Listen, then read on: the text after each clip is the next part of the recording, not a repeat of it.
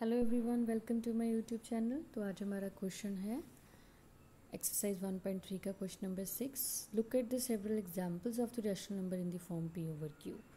आपने p over q form की examples बतानी है जहाँ पर q 0 के इक्वल नहीं है या नॉट इक्वल टू 0 आएगा, and where p and q are the integers with no common factor other than 1 and having terminating decimal representation. And can you guess which property q must satisfy? देखो हमने क्या करना है, p over q की examples देनी है, इस form की एग्जाम्पल्स देनी है जहाँ के p एंड q इंटीजर्स है, नो कॉमन फैक्टर 1 और ये टर्मिनेटिंग डेसिमल एक्सपेंशन है, और q के बारे में हमने बताना है कि इसके लिए क्या प्रॉपर्टी लगेगी। अब देखो इसको हमने टर्मिनेट शो करना है। अब टर्मिनेट का मतलब होता है जिसमें रिमाइंडर क्या हो जाए, ज़ीरो हो जाए। ठीक है, इट मीन्स रिमाइंडर ज़ीरो कब आएगा, अगर मेरे पास q कुछ इस तरह से हो, जैसे कि मैं p के बारे में बात नहीं कर रही हूँ, q के बारे में बात करूँगी। या तो q2 आए, जितनी बार मर्जी आ जाए, सो ऑन, या q क्या आए, मैं सिर्फ डिनोमिनेटर की बात कर रही हूँ, 5 आए, जितनी बार मर्जी आए, या q क्या आए, 2 भी आ जाए, 5 भी आ जाए, ये भी जितनी बार मर्जी आए। ऑप्शंस यही हो सकती हैं q के लिए। इसके अलावा अगर कोई डिजिट आता है तो आपका ये जो फॉर्म होगा p ओवर q वो टर्मिनेट नहीं बन पाएगा। तो इट मीन्स मेरे पास जो प्राइम फैक्टर्स होंगे वो या तो 2 होने चाहिए या 5 होने चाहिए या बोथ 2 एंड 5 होने चाहिए। तो हम आंसर इसमें कैसे लिखेंगे, हम लिखेंगे the prime factors of q, जो q के प्राइम फैक्टर्स हैं वो क्या क्या होंगे, हैज़ पावर ऑफ 2 और पावर ऑफ 5 और बोथ, या तो सिर्फ 2 की पावर्स होंगी या 5 की पावर्स होंगी या दोनों होंगे। ठीक है जी, तो ये हमारा क्वेश्चन जो है वो कंप्लीट हो जाता है। नेक्स्ट देखो हमारा स्टेटमेंट है क्वेश्चन नंबर 7 का, write 3 numbers whose decimal expansions are non terminating non recurring. Non terminating means जो एंड नहीं हो रहा जिसका, ठीक है, और नॉन रिकरिंग मीन्स जिसमें नंबर रिपीट भी नहीं हो रहा। तो ऐसे आपने कोई भी 3 एग्जाम्पल देनी है, आप जैसे मर्जी ले सकते हो। देखो मैं पहले एग्जाम्पल ले रही हूँ 0 पॉइंट, मैं अपनी ओर से ले रही हूँ, पहले मैंने 1 के साथ 0 लगा दी, एक 0 लगा दी। अब ये ध्यान रहे कि नॉन टर्मिनेटिंग है, मतलब कि डैश डैश डैश आना लास्ट में, और नॉन रिकरिंग है मतलब ये रिपीट नहीं होना है। अगर मैंने एक बार 10 लिख दिया अब 10 नहीं आएगा। अब मैं आगे अपनी ओर से लिख देती हूँ, पहले मैंने 1 के साथ एक 0 लगाई, अब मैं 2 ज़ीरोज़ लगा देती हूँ।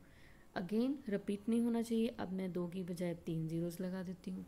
नेक्स्ट 3 की बजाय 4 ज़ीरोज़ लगा देंगे। ठीक है, तो ये नॉन टर्मिनेटिंग कहाँ से पता चला, डैश डैश डैश से, और ये नॉन रिकरिंग है। नॉन रिकरिंग मतलब ये रिपीट भी नहीं हो रहा। ऐसे हम अनदर एग्जांपल कैसे लेंगे, पहले मैंने 1 से लिया था, अब 2 से ले लो, 2 के साथ एक 0, फिर 2 के साथ 2 ज़ीरोज़, फिर 2 के साथ 3 ज़ीरोज़, फिर 2 के साथ आप 4 ज़ीरोज़ लगा दो, dash dash dash dash dash. Then आगे एग्जांपल ले लो, 0.2 लिया था, अब 3 ले लो, 3 के साथ एक 0, 3 के साथ 2 ज़ीरोज़, 3 के साथ 3 ज़ीरोज़, देन 3 के साथ 4 zeros, dash dash dash dash dash. तो ये आपका इस तरह से क्वेश्चन नंबर 7 जो है वो डन हो गया। नेक्स्ट क्वेश्चन नंबर 8 की स्टेटमेंट है, find 3 different irrational numbers between the rational number 5/7 and 9/11। इसके बीच में आपने यहाँ पर 3 इरेशनल नंबर्स लिखने हैं। ठीक है, तो पहले तो हम इन दोनों को डिवाइड कर लेते हैं। तो पहले हम 5 को 7 से डिवाइड करते हैं। ठीक है जी, तो 5 को 7 से डिवाइड करने के लिए यहाँ 5 छोटा है, 0 लगानी पड़ेगी, ये बना 0.7 7 ज़ा 49 आ गया यहाँ पे, देन 1 आया, 0 लगी, 7 1 ज़ा 7, देन 3 माइनस करके आया 0, 7 4 ज़ा 28, देन उसके बाद ये माइनस करके बनेगा 2, और साथ में 0 आया, 7 2 ज़ा 14, देन 10 में से 4 गए 6, यहाँ पे 0 आया, और ये बना हमारे पास 8, 7 8 सा 56, देन उसके बाद 10 में से 6 गए ये 4, ये 0 आया, और ये हमारे पास बन गया 7 5 सा 35, और रिमाइंडर हमारे पास नेक्स्ट क्या बचा, दैट इज़ मैं यहाँ लिख रही हूँ, ये बना 5।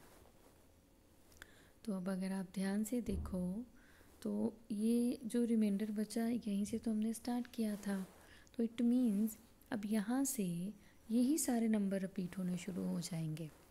मतलब 50 आएगा, 50 के नीचे 49 आएगा, फिर ऐसे 10 के नीचे 7 आएगा, ये सारे रिपीट होने शुरू हो जाएंगे।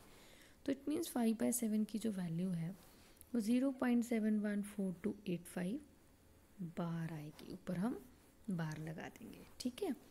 तो इसी तरह से आप 9/11 को भी डिवाइड कर लोगे, ठीक है।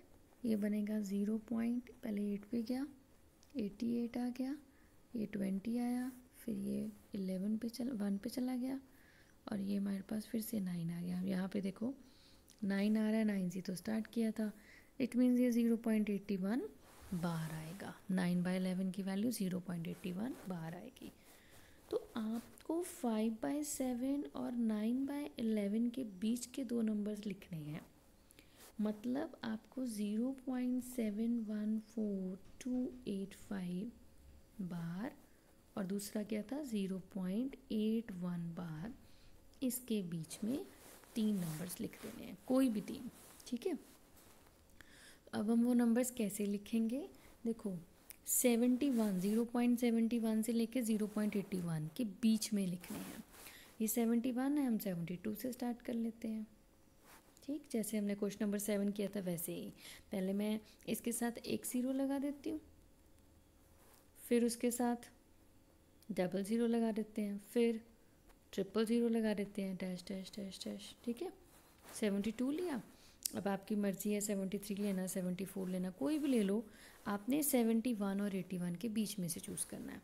सपोज़ मैं यहाँ पे 74 ले रही हूँ, एक 0 लगाई, फिर 2 ज़ीरोस लगा दी, फिर 74 के साथ 3 ज़ीरोस लगा दी, ठीक है।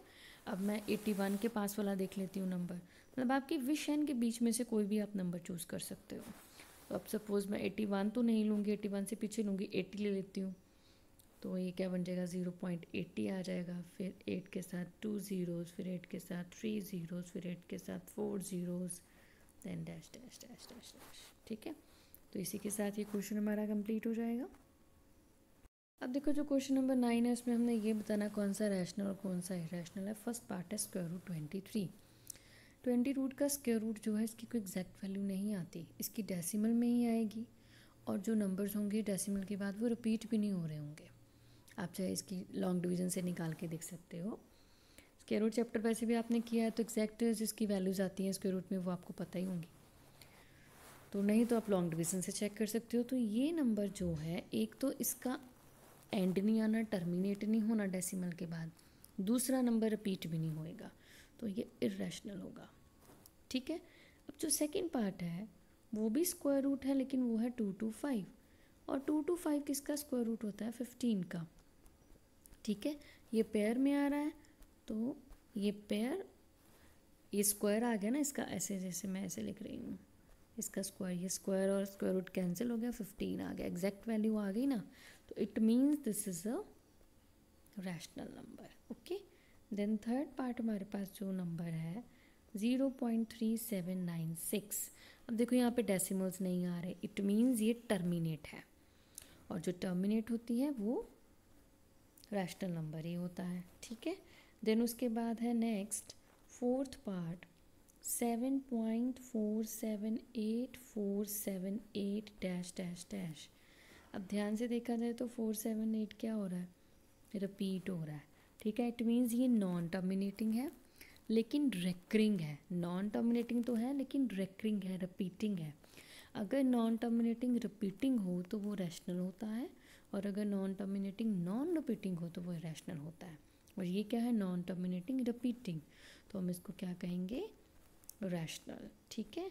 तो लास्ट है 1.10, देन 1 के साथ 00, देन 1 के साथ 000, देन ऐसे एक एक ज़ीरो बढ़ती जाएगी। अब ये देखो ये भी नॉन टर्मिनेटिंग है लेकिन ये नॉन रिपीटिंग है, क्योंकि कोई भी नंबर डेसिमल के बाद रिपीट नहीं हो रहा। ऊपर वाले में क्या था, वो भी नॉन टर्मिनेटिंग था लेकिन रिपीटिंग था, और मैंने आपको बताया था नॉन टर्मिनेटिंग रिपीटिंग होता हो तो वो रैशनल, और अगर नॉन टर्मिनेटिंग नॉन रिपीटिंग होगा तो वो इरेशनल नंबर होगा। ठीक है जी, तो इसी के साथ हमारी एक्सरसाइज कंप्लीट होती है। आपको मेरा कंटेंट अच्छा लगे तो मेरी वीडियो लाइक एंड सब्सक्राइब कर दीजिएगा। Thank you so much.